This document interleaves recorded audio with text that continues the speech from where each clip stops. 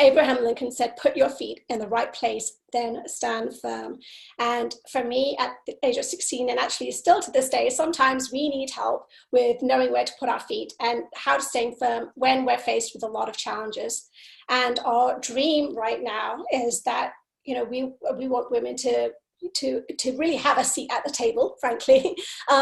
And our biggest hindrance right now is that we are justifying that, and we should not have to be justifying it. We have to stop. We've had this conversation in the last couple of years where executives have asked us to put together a business case to justify women in leadership or to justify a more diverse workforce. And I think it's starting to get a little bit insane, and we have to stop placating that absurd notion that we deserve that seat. We do need that. We do deserve that seat. We don't have to justify it. 4% of women and the Fortune 500 are CEOs right now. Enough of the justification.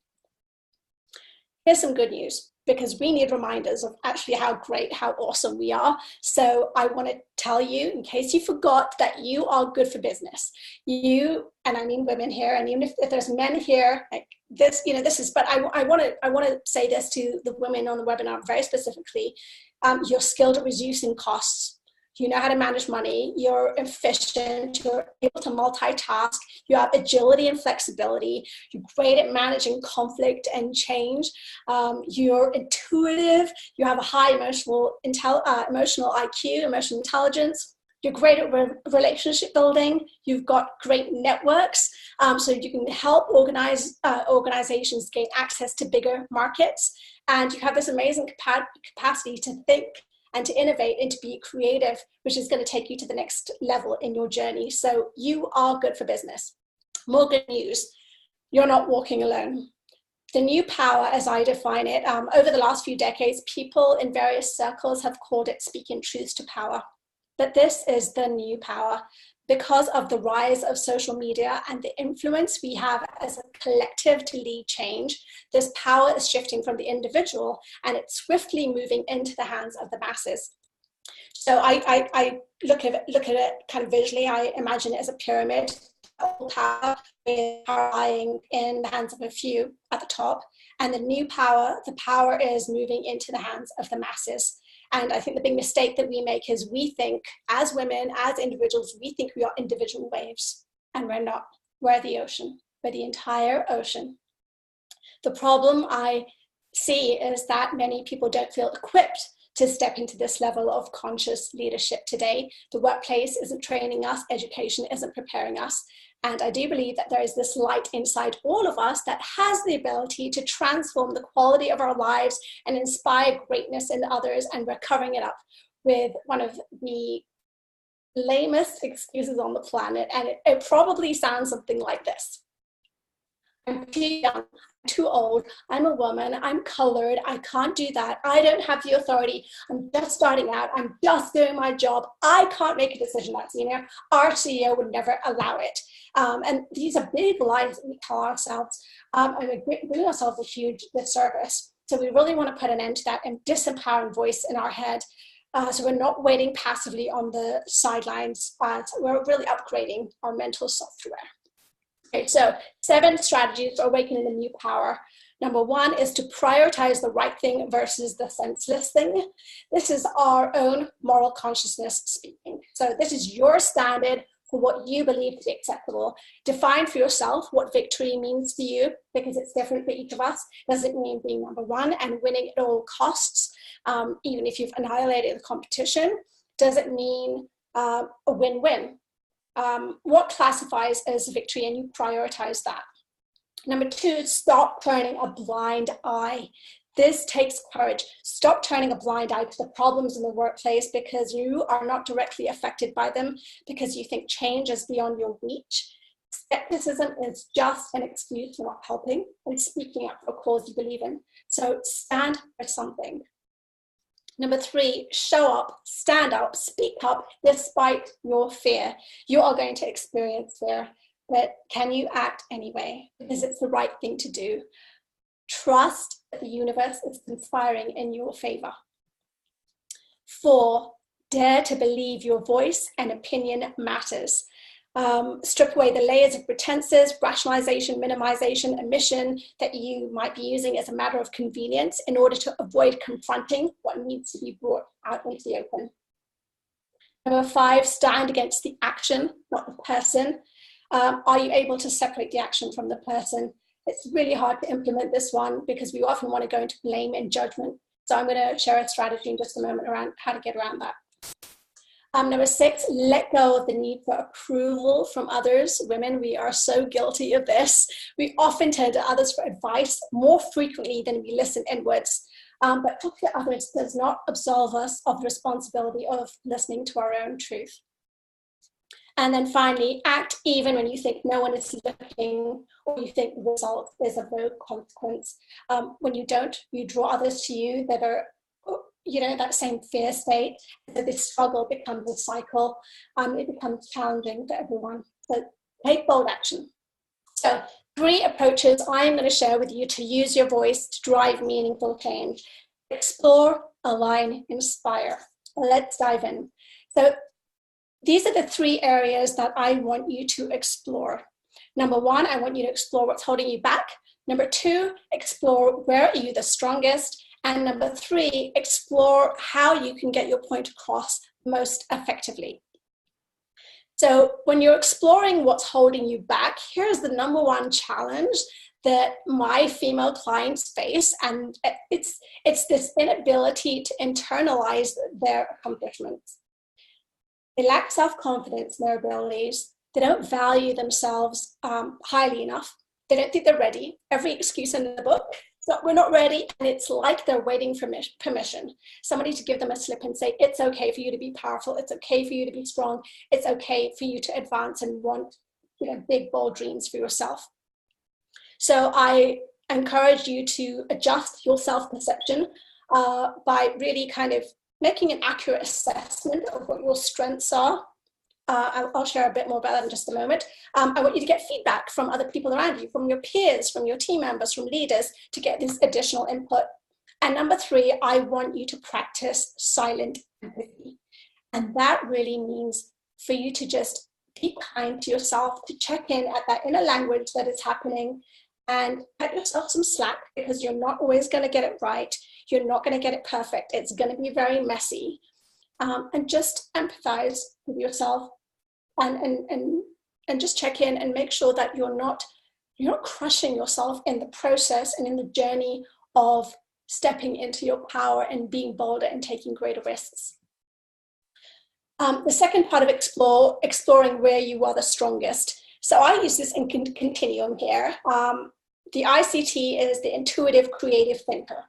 And those amongst you that can identify with this, you're creative naturally. You have a lot of quick start energy. You think on your feet. You have a lot of visionary ideas, bold ideas. You're thinking ahead into the future around what hasn't been created or what hasn't been accomplished before. And then at the other end of the spectrum, you've got what I call the IDRTs, the intuitive data risk management thinkers.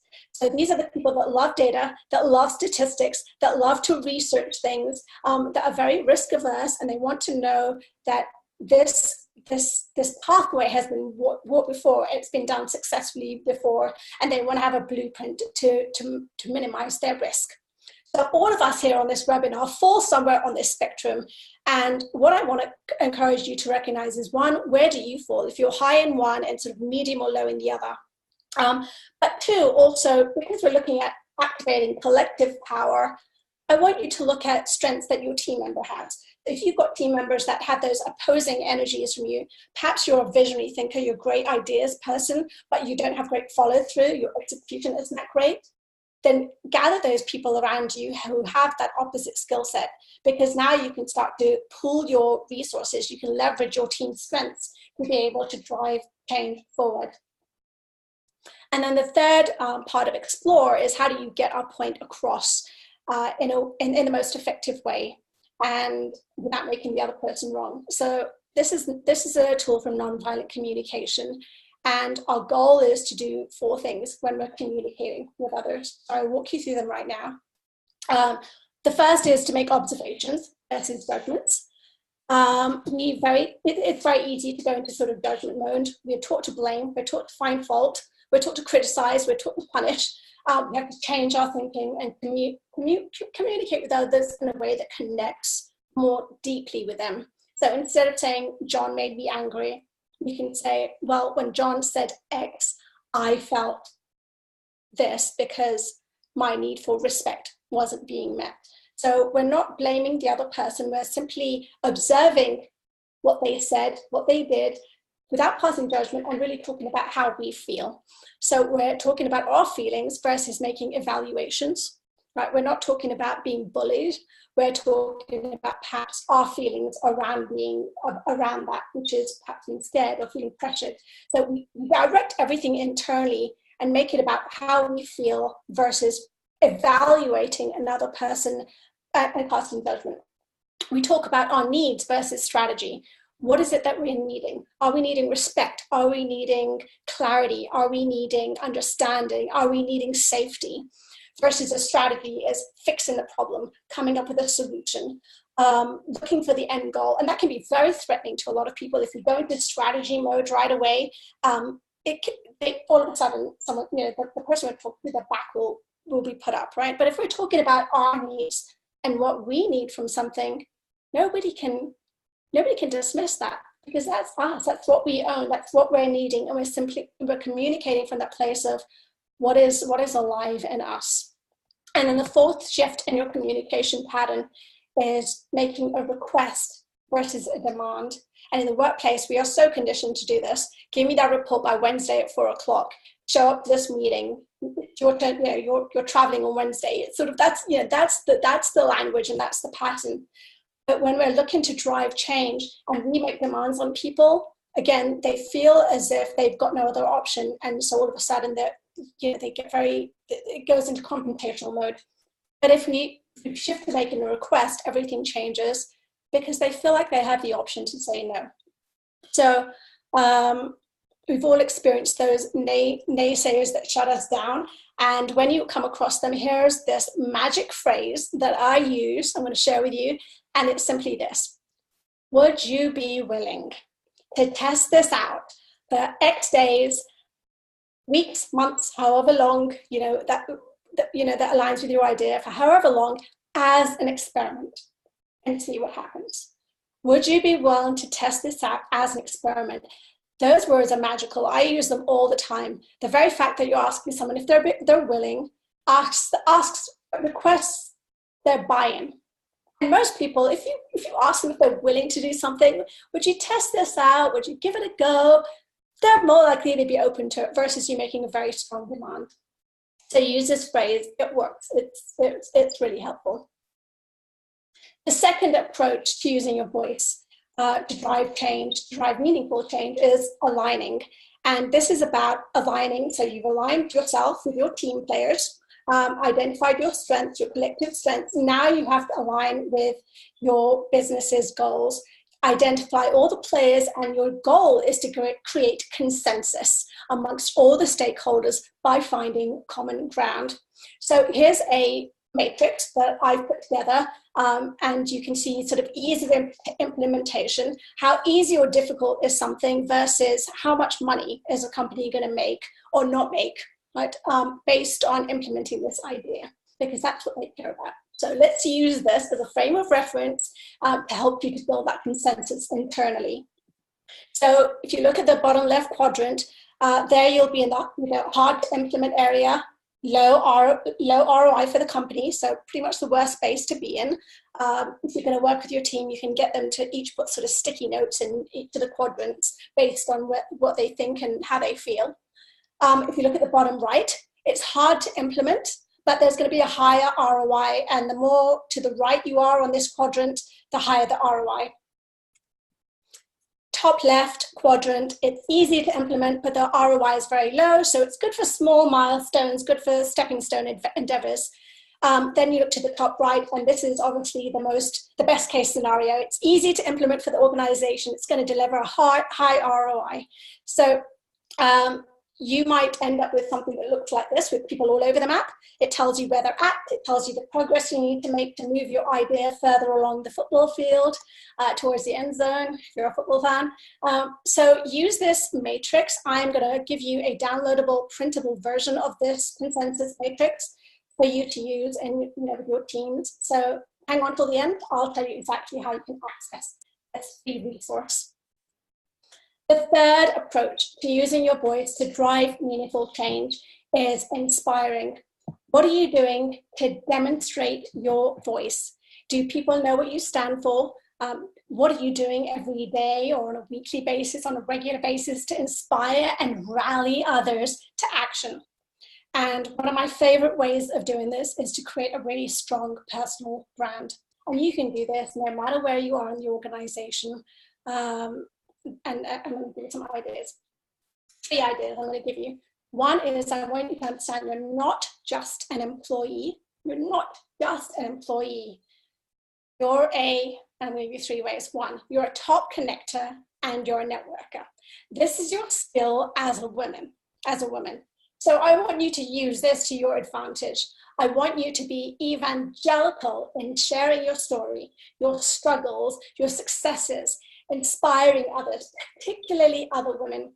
It gives them a boost of confidence. It affirms that they're on the right track also. It shows them what's possible. So use your connection and your connecting skills and your networking skills to share more of who you are and to share your humanity and to show your struggles and your journey.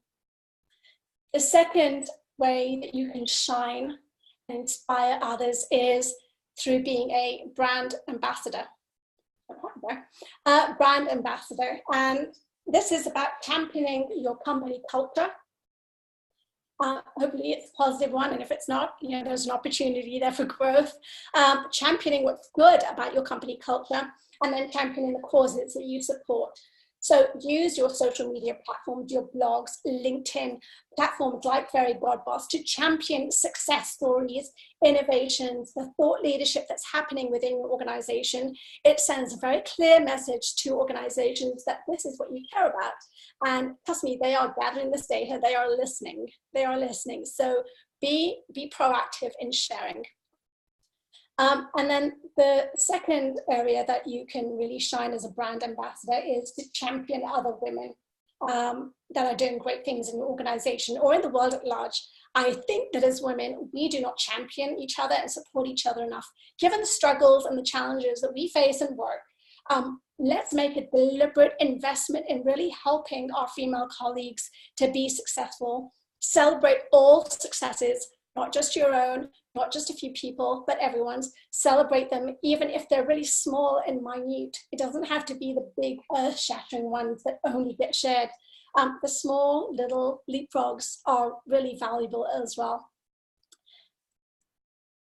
And then the third way that you can shine is through thought leadership. You can really amplify your voice and drive change as a thought leader. And this is an advanced strategy. Your goal is to develop your thought leadership. And when you and how do you do this? This is not just now resharing posts. This is not simply championing other people that are doing great things. It's you sharing your insights. It's you sharing your perspectives, and then making sure that the organization is doing their part, or you're doing your part, or your network is doing their part to align those innovation efforts back to you.